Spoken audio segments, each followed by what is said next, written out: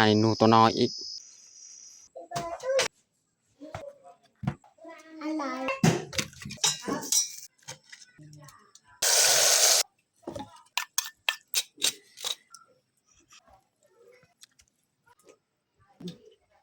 อย่าลืมกดไลค์กดแชร์และกดติดตามเด้อพี่น้อง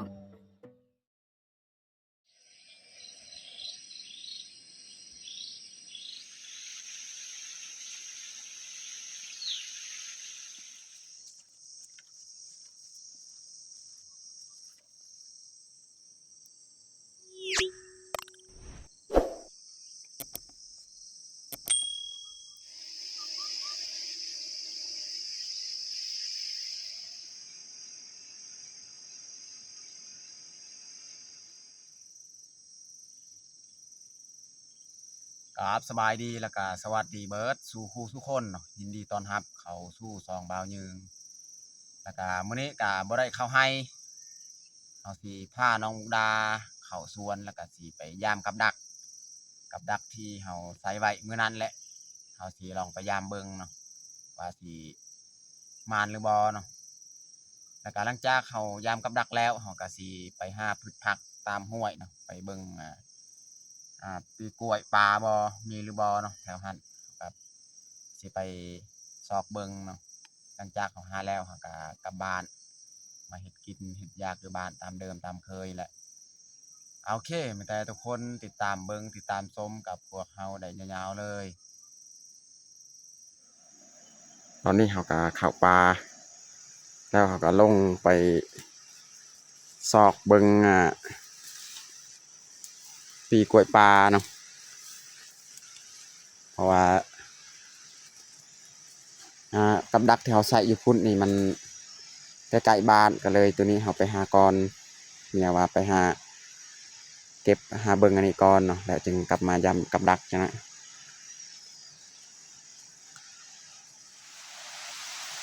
เราจะย่างลงเลยลงลุ่มว่ามากยังที่เขาเก็บกินได้เขาก็เก็บไปนำเลย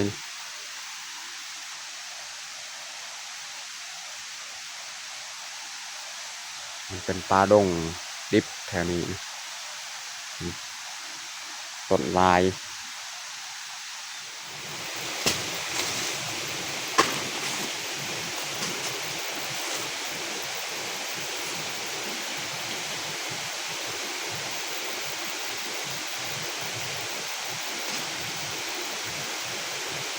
กระหอกกระแตแล้ว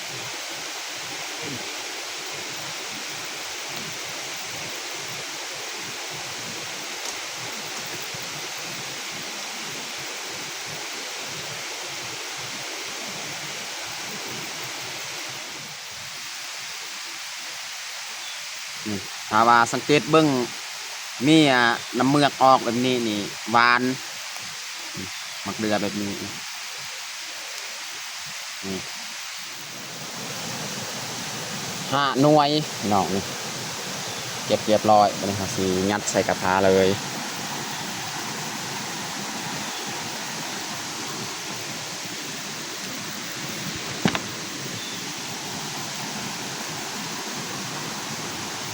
เก็บเอาไปฝากน้องแพงน้องพลอยอยู่บ้านไป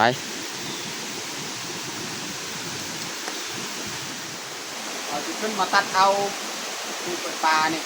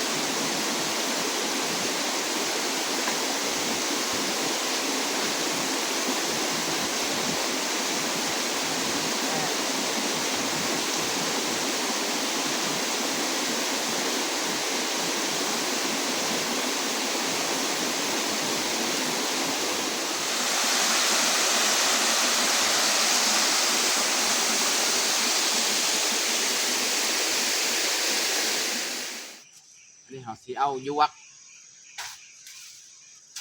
เพื่อเอาไปเลี้ยงเป็ด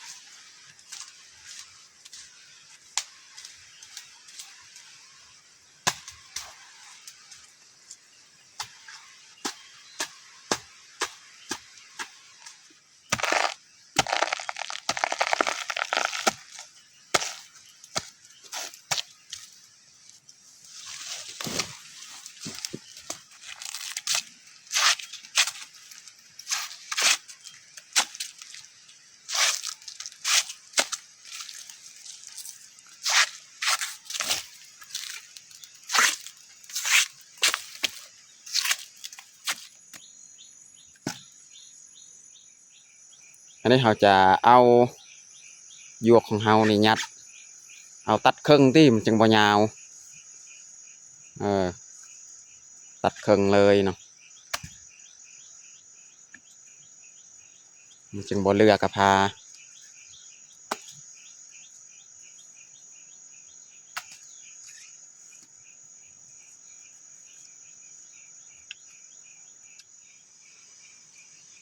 ตอนนี้เราเก็บพืชผักจากปัวจากปลากันเรียบร้อยแล้วเรากลับไปยามกับดักอยู่บ่อนสวนมันของเรา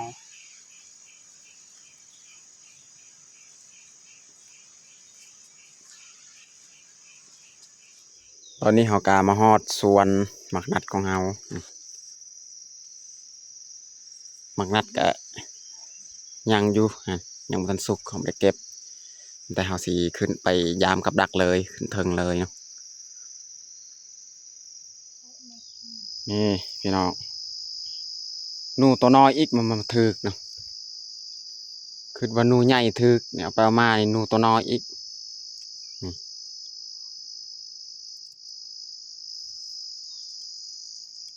แต่วันนี้นี่หนูตัวใหญ่มาขวดกินมันนี่ว่าเท่าไซนี่หนูน้อยอีกมันถึกแล้วเขาจะใส่เหงื่อตัวใหม่อีกเนาะจะมาห่างคืนอีก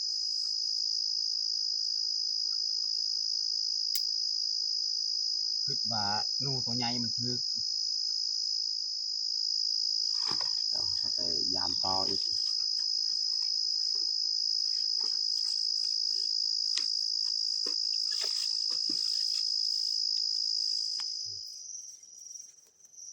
นี่เขาไปยามลังสุดท้ายแล้วประมาณจากเถือเลยพี่น้องฮะลังสุดท้ายก็ยังโอ้เมื่อยจะยามมือนี้ประมาณ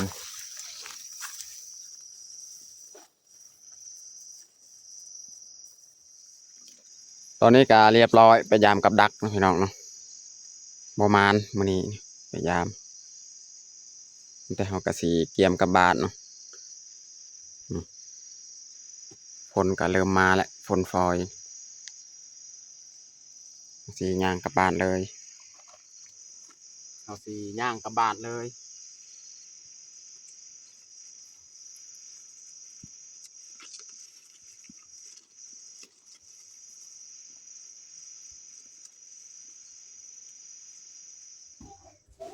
ตอนนี้เขาก็มาฮอดบ้านเนาะอันนี้เขาสีเอาออกพืชผักที่เขาเก็บเนาะอันนี้ก็เป็นยวกเอา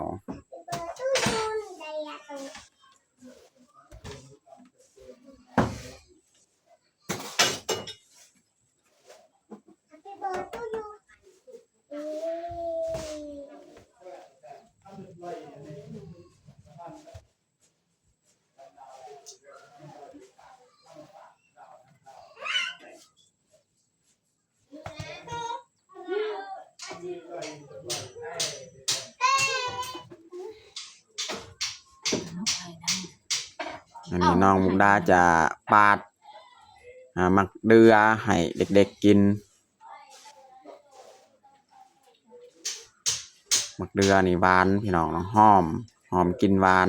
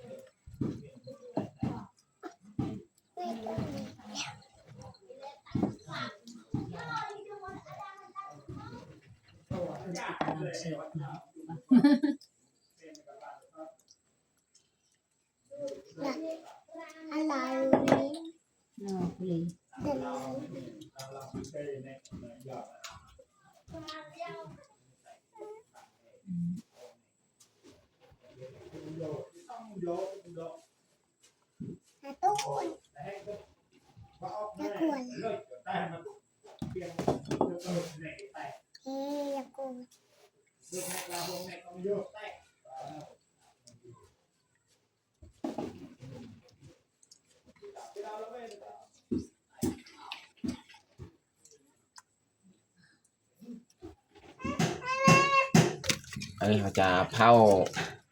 ปีกล้วยปลาเนาะ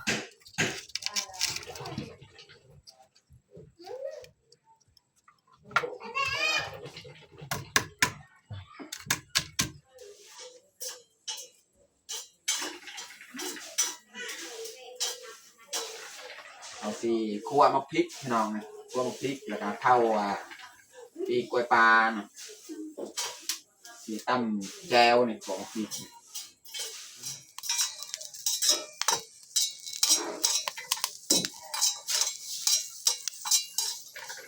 วันนี้เราจะใส่เกลือเป็นนัวเนาะ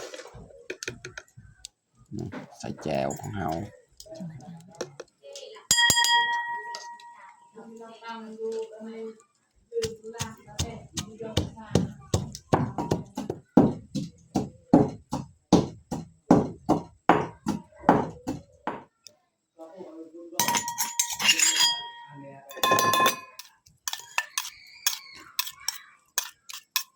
อันนี้เราจะใส่น้ำหน่อยนึง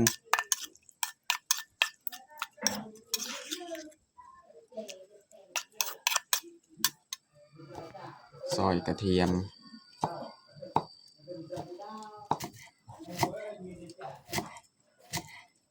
ซอยหอมแดง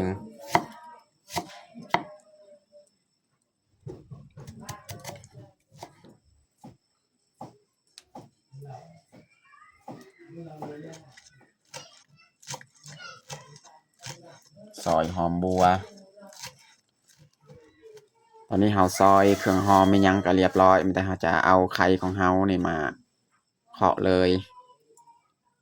ไข่2 หน่วยนี่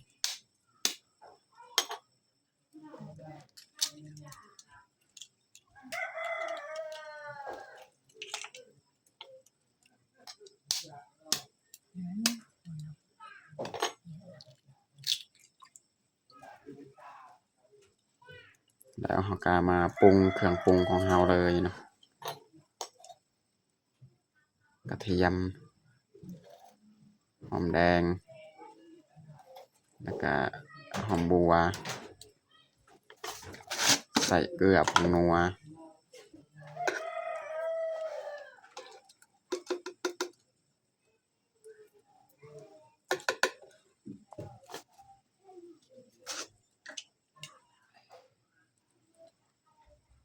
ใส่ผงนัว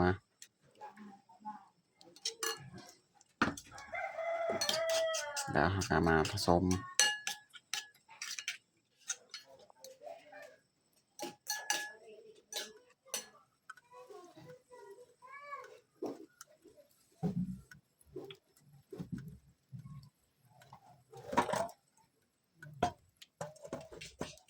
วันนี้เราจะใส่ไข่ของเราลงเลย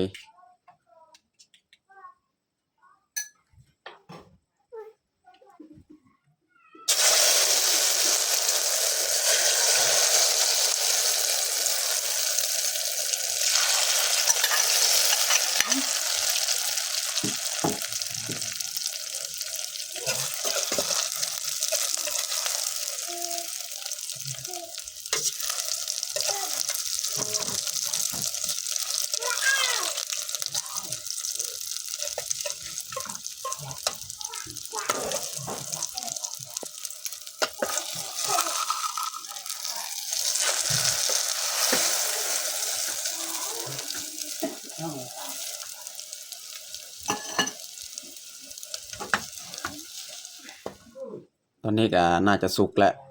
ถอดไข่ของเราจะปรุงเลย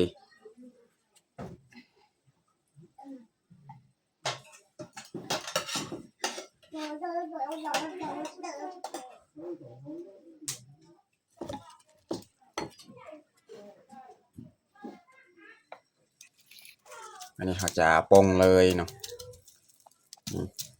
ปีกล้วยของเรา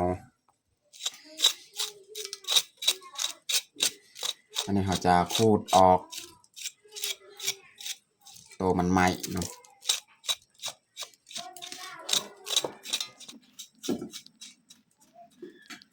ตอนนี้ก็เรียบร้อยเขาแต่งผ้าขาวของเราทอดไข่พี่น้องเนาะอันนี้ก็เป็นแจวแล้วก็เผาปีกล้วยปลานะพี่น้องเนาะนี่หอนๆสดๆเลยพี่น้องเนาะสำหรับอาหารเที่ยงของเฮากับเบิดซุนี้แหละตอนนี้ก็เรียบร้อยเฮาแต่งข้าวของเฮาแต่เฮาจะลงมือกินข้าวเที่ยงเลยเอามาเด้อพี่น้องมากินข้าวเที่ยงนำกันเอามาเด้อพี่น้องมากินข้าวเที่ยงน้ำกันมื้อนี้นี่กิน3คนน้องพลอยไปลิ้นแหละกินแต่อ้าวน้องพลอยกินแต่มักเดือเมื่อกี้ก็เลยออกไปลิ้นแหละน้องพลอย